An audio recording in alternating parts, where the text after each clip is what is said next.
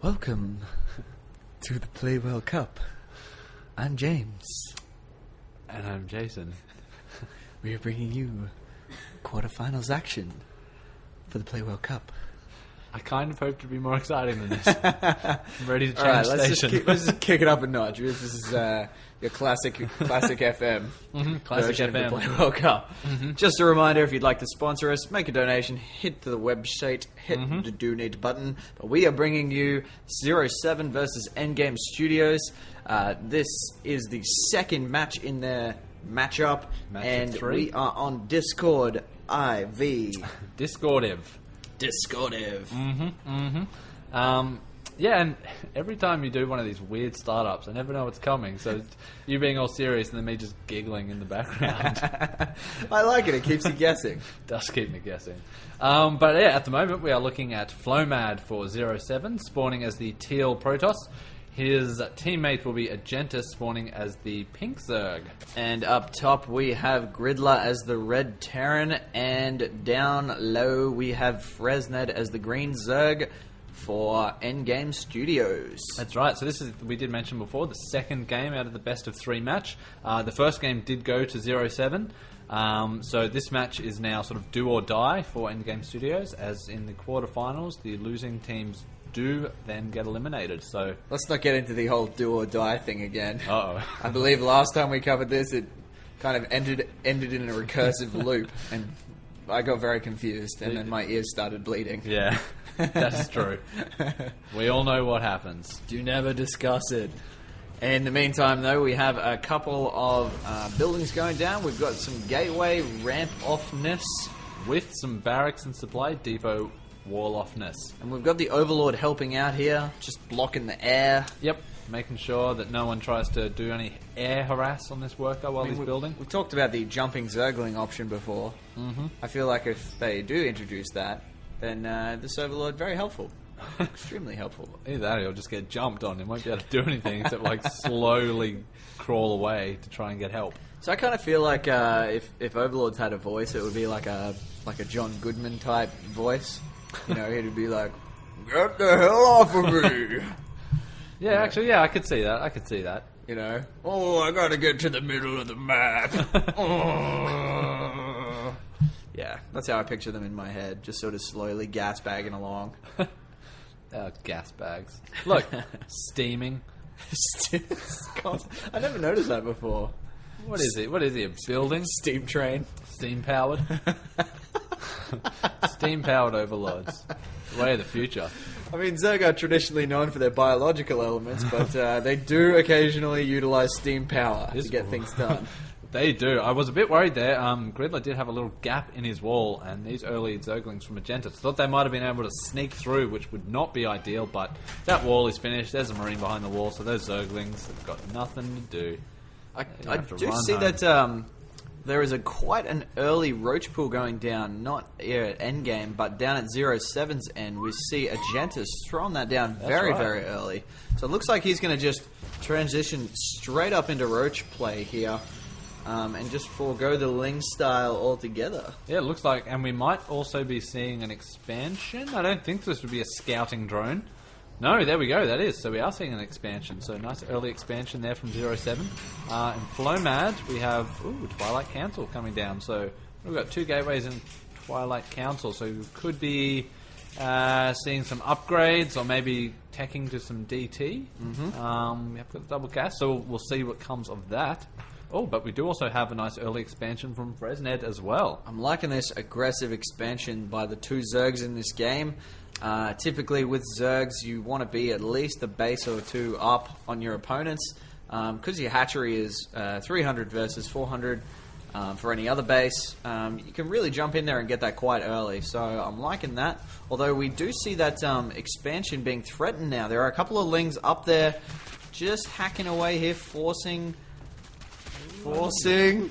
Oh, there it is. There's the cancel. So now the Marine's coming in to clean up those poking Zerglings. So maybe a bit too preemptive on that cancel. Those Marines could have taken care of that, but that's all right. So his President has Regun? He's regun it. He's regunned it, It's but regunned. it has cost him a little bit of time here. So Definitely. So we see Agentis' Agentis expansion up. He's got a couple of roaches out in the field now, so that might put him in a little bit of an economic advantage. In the meantime, though, we do see Griddler going factory crazy. Tech labs, check. Armory, check. No siege tanks, check. I think I know what's coming. And Hellions. Oh, if I saw that, I'd be so bummed out. Damn it. But no, he's got quite a bit of banked minerals and gas, and Needs so, them supplies. Yeah, Yeah, definitely he need needs them a supplies. fair few supply depots to be able to get Thors out, which I think we all know are now in the queue. Coming, but we are seeing an early push coming from Zeroseven with Stalkers and Roaches. So it's going to all depend on if those Thors can come out in time. And only one building. No, there we go. The second one. Third one not building out either because that's supply. Thors eat up supply so quickly. It is so How many is annoying. it, like 4 or 5 supply 6. each? 6? Yep. Holy smokes. Yep, very annoying. You only get 8 in a supply depot, so... Damn. But here we go. So we're seeing Zeroseven move in with his early force, and there is only 4 Marines to deal with that and 1 Hydralisk. So I think Frezned's newly completed hatchery is now going to go down again. Yeah, unfortunate, but just not enough forces at this stage to be able to deal with this kind of pressure. We've got a single Thor out there, but I really think Griddler wants to get quite a few more out before he decides to make a move. Single Thors can get sniped down quite easily Very by quickly. roaches, by lings, by all sorts of stuff. So in large packs, they're really effective. Or even as a support unit in a larger army, but Yeah. by themselves, who run it out, and that could be certain doom. They'll just get sniped down. I would like to see Griddler use just another 1 or 2 SCVs to build these supply depots, just to get them built quicker. Although I suppose he is also a bit gas blocked anyway, so even if he could get that supply happening a bit faster, he's still very, very much gas starved. Mm-hmm. But no, so we are starting to see a nice ball of Thors. We've got 3 there and 3 more on the way. So I'd say he'll be pushing. I'm going to tip maybe when those three hits, we've got 6 Thors and a bunch of Hydralisks and Marines. So we've got Hydralisks coming out here now, and I did see earlier that they are now upgraded in their range upgrade. What do you reckon about that as a complementary unit to the Thors? They're not particularly strong in that they can take a lot of damage, but with that range upgrade, they can actually sort of hang back behind Yeah. the Thors, let the Thors absorb the damage, and then, kind of pick away at armies while being in cover. Definitely, I do. know. It could work out well. And we do. Did we see some SCVs? Yes, we did see some SCVs. So we've got 5 SCVs. Not on auto repair though. So great to see them jump on auto repair, just because auto repaired Thors are so strong. It's ridiculous. And yes, these SCVs were repairing. Repair that Thor. No, that Thor going down. Go So down. I think this is just a small mistake from Griddler. He's forgot to put them on auto repair, so they're just sort of walking around, hanging back, not doing what they're designed to do. Are we going to see the repair go on? Not yet. I think one of them getting repaired? No, it isn't. No. Not yet. Okay. I don't want that to be a deciding factor here, because we are seeing that large army, and Flomad now with a few Stalkers, a couple of Roaches Are coming out from Zeroseven Agentis. prepared for this, though? I don't know. think they are. Yeah. Although- Here comes the snipe. Oh, this is going to No be high ground 3 vision kills. here. 1 Thor going down. No! All Thors Almost. going down. 1.5 Thors knocked down there, so that's quite a substantial bit of damage when we're dealing with this many Thors. Another Thor 3 gets Thors. sniped very quickly. Although those Roaches are going down very quick to those Thors, focus firing them down. So now we have the Stalkers versus Thors. I think 3 Hydralisks left back behind those Thors, doing the DPS they need. Although Flomad with some nice blink microing away his injured Stalkers to get them out of the road. I think This is a really even battle. Yeah, very even. I think the Stalkers are going to be enough. Just enough. 2 Stalkers left. Wow, although we do see Frezned with a lot of Lings, more Hydras, and another Thor on the way for Griddler. So it looks like that Endgame are going to keep this pressure coming.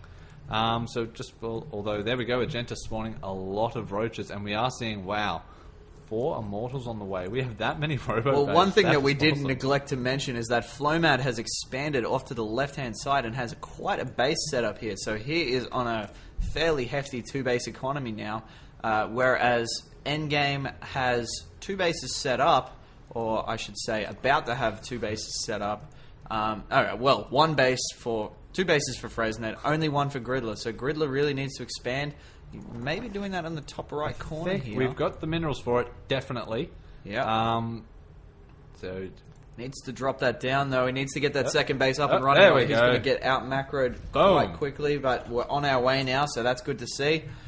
Meantime, Thor's wandering down to support this army, so trying to put a little bit of pressure back on. But oh my, that is quite a lot of roaches there. Yeah, definitely. It looks like Zeroseven are going to be well prepared for this, or more prepared for this than they were in that first initial engagement. And look at this, I like that. Flomad hiding those immortals at the top. So we saw that scan hiding go immortals down. In a big bundle of roaches. Look at that. Look at that immortal. He's Don't just even hanging see out this with one. the roaches. Camouflage. What immortal? He's like, I am a roach. What are you talking about? Immortal. I am a roach. I'm a roach. Look at my spitty claws. Check it out. Look, I can burrow. I'm trying to burrow. Burrow with my like feet. a boss. Just put my foot in the... Nope. No. Nope, can't burrow. But I'm still probably a roach. Probably. Is immortal with an identity crisis. That is going to be a large ball of immortals, and they're going to chew through these Thors. I think Zeroseven are going to be more than prepared for this push when it comes. So it would be in Endgame's best interest, I think, to... Well, actually, they could just stand here and, I guess, try and contain Zeroseven to these bases and maybe try and take the gold expos, but we don't might think be Zeroseven wants to be contained. No, I don't think they're going to allow that to happen. And now looks like we might be seeing them push back themselves.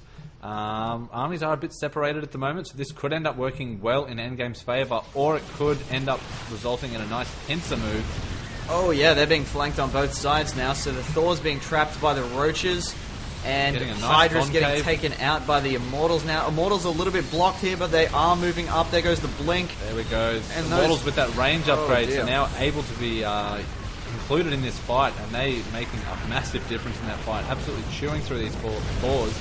And there they go again. Wow. Yeah, that is smart play from Flomad there. I mean, Immortals, very, very good unit to counter against Thors. They have a shield, unique shield, which only allows them to take 10 damage per hit. That one, there it is. There it is, Hardened Shield. So against high DPS units like the Thor, like the Siege Tank, all those sorts of things, very, very effective units. So Definitely. So good damage, strategic play. Thor does 30 damage, so reduce that to 10 and you're in a lot better situation than if you're in anything other than an Immortal. Absolutely. So great play. And here we go. They are seeing Griddler's second base, so that's going to get sniped down now.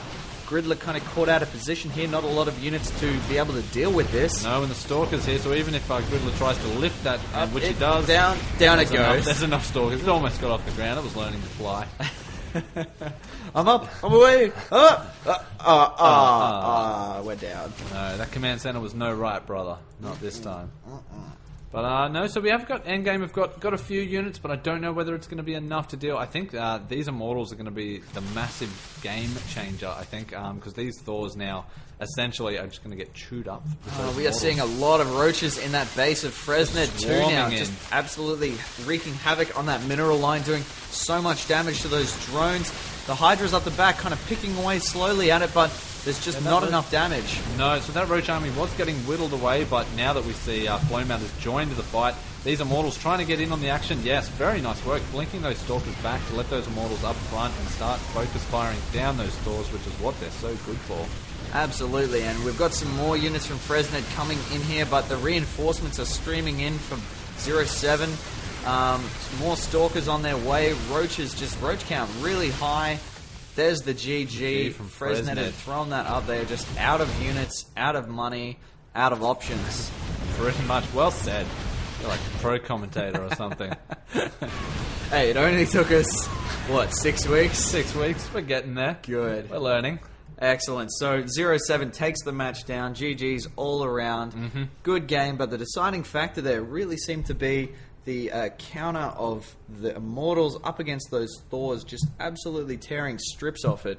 We know in the past that that Griddler was actually quite successful with using those Thors in the past. Yeah, definitely. It's won them some games. I think the teams have been watching.